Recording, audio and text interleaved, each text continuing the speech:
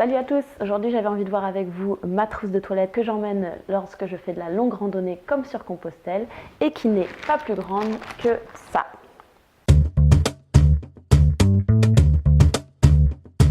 En plus d'être minimaliste, ma trousse de toilette ne comporte que des produits naturels et biodégradables dont la plupart sont faits maison, ce qui est super pratique lorsqu'on bivouaque sur le chemin. Petit aparté sur le biodégradable. Biodégradable veut seulement dire naturel. Ça ne veut pas dire que c'est pour autant bon pour la nature. Vous pouvez donc vous laver dehors, mais il faudra le faire loin de tout cours d'eau, rivière, lac, etc. pour que votre produit puisse s'infiltrer dans la terre et par infiltration ainsi se dégrader naturellement. Ceci étant dit, on va pouvoir maintenant déballer ma trousse de toilette. On retrouve donc dans ma trousse de toilette minimaliste un gant de toilette pour se laver en bivouac, c'est vraiment pratique, un morceau de savon de Marseille, une paire de mini ciseaux, une pince à épiler, un élastique en plus de celui que j'ai dans les cheveux, une ou plusieurs épingles à nourrice qui m'ont été hyper pratiques sur le chemin, des boules caisses, un rasoir, une mini brosse à dents, du beurre de karité brut dans une boîte, des cotons-tiges que je remets dans un ziploc, du déodorant solide, du dentifrice en poudre, une crème solaire, de la poudre de Rasoul, de la poudre d'argile verte. Et tout ça, je le conditionne dans un ziploc qui fait office de trousse de toilette. Voilà, donc comme vous pouvez le remarquer, tous les objets sont vraiment miniatures. J'ai pris tout ce qui était le plus petit possible. Ensuite, en ce qui concerne les produits, soit je vais utiliser des produits bruts naturels que je ne vais pas transformer et que je vais utiliser comme ceci, soit je vais utiliser des produits que j'ai fait moi-même à base de produits naturels et donc que j'ai transformé moi-même pour pouvoir les utiliser. En premier, j'ai le beurre de karité, qui est donc du beurre de karité que j'achète vraiment brut, qui se présente comme ceci.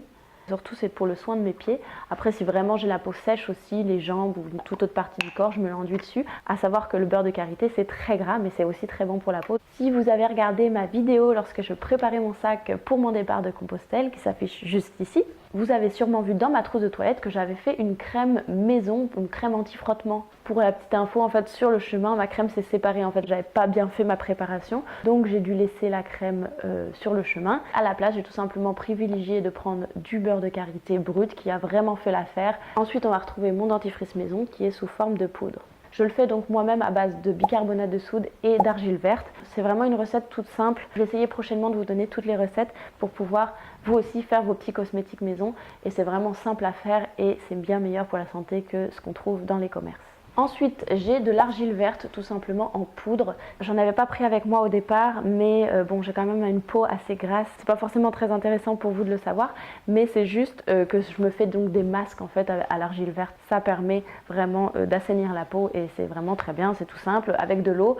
Ensuite, j'ai un petit pot de Rasoul. Mon Rasoul que j'ai ici, il se présente tout simplement sous une forme de poudre en fait. Le Rasoul, c'est une plante qu'on trouve surtout au Maghreb et qui est très utilisée là-bas. Et c'est vraiment un petit miracle pour les cheveux. Moi j'utilise, je le mélange avec de l'eau chaude et je mélange dans mes cheveux, je laisse gonfler un petit peu et ensuite je rince et mes cheveux sont propres comme un shampoing tout à fait normal, sauf qu'en plus c'est tout à fait naturel et c'est vraiment un produit brut qu'on utilise comme ça. Encore une fois, si vous aviez regardé ma vidéo lorsque je me suis préparée sur Compostelle, j'étais partie avec du bicarbonate de soude seulement pour mes cheveux. Et pourquoi j'ai changé? En fait parce que tout simplement je faisais aussi un petit essai en partant juste avec du bicarbonate. J'avais encore jamais utilisé seulement du bicarbonate de soude pour mes cheveux pendant une longue période et mes cheveux ont fait une réaction qui fait qu'après mes cheveux devenaient sales malgré le bicarbonate, donc j'ai décidé de reprendre un petit peu de Rasoul pour pouvoir équilibrer. Ensuite on va avoir mon déodorant, ça se présente comme ceci. En fait c'est donc une pâte qu'on va pouvoir prendre avec les mains et qu'ensuite on va se mettre sous les bras. Pour la recette il est vraiment réalisé à base de produits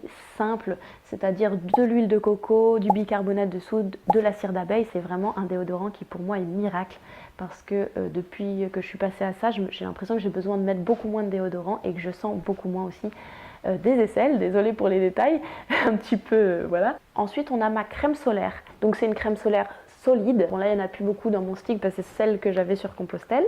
Donc c'est moi qui l'ai réalisée aussi maison. Encore une fois je peux vous donner la recette si vous la voulez. Elle aussi elle est faite avec des produits assez basiques qu'on va pouvoir trouver facilement. Et le produit qui va vraiment donc protéger la peau des rayons du soleil, c'est l'oxyde de zinc qu'on va mettre dedans. Donc ça c'est par contre un produit à manipuler un petit peu plus délicatement. J'avais beaucoup de doutes en partant sur Compostelle avec cette crème solaire, mais honnêtement elle s'est avérée efficace. Donc je suis vraiment très contente. Ensuite en ce qui concerne le savon. J'utilise un petit morceau de savon comme ceci que je vais racheter au fur et à mesure. Bon, sur Compostelle, j'ai pas trouvé le savon que je voulais, donc j'ai dû me servir d'un savon plus classique et un petit peu moins bon, mais donc on est toujours un petit peu obligé de s'adapter. Ça, c'est la seule chose dans mes produits que je ne fais pas maison.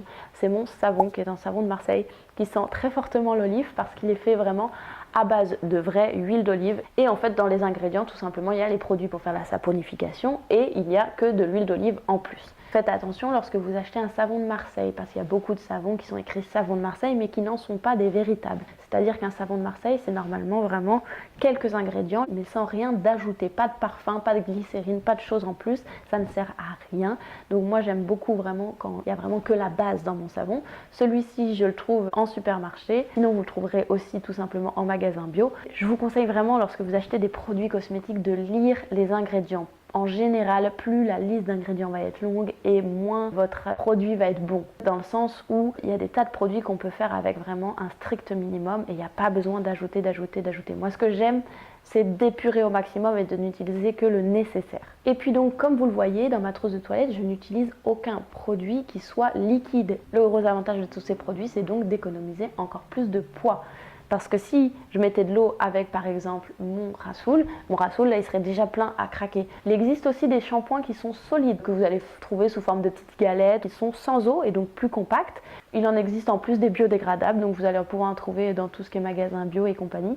Tous les produits que j'ai cités dans cette vidéo, vous allez pouvoir les trouver dans les magasins bio ou sinon chez Aromazone. Je vous mets le lien juste en dessous, qui est un magasin de cosmétiques naturels. Je ne suis absolument pas affiliée avec Aromazone, c'est juste, je le dis parce que moi j'achète chez eux depuis des années. Donc voilà, on a fait le tour de ma trousse de toilette très minimaliste et entièrement naturelle. J'espère que ça vous a plu. N'hésitez pas à me mettre ce que vous en pensez dans les commentaires et à me dire ce que vous mettez aussi dans votre trousse de toilette. Je serais intéressée de savoir ou d'avoir des petites astuces. Je vous fais des gros bisous à tous et je vous dis à la prochaine.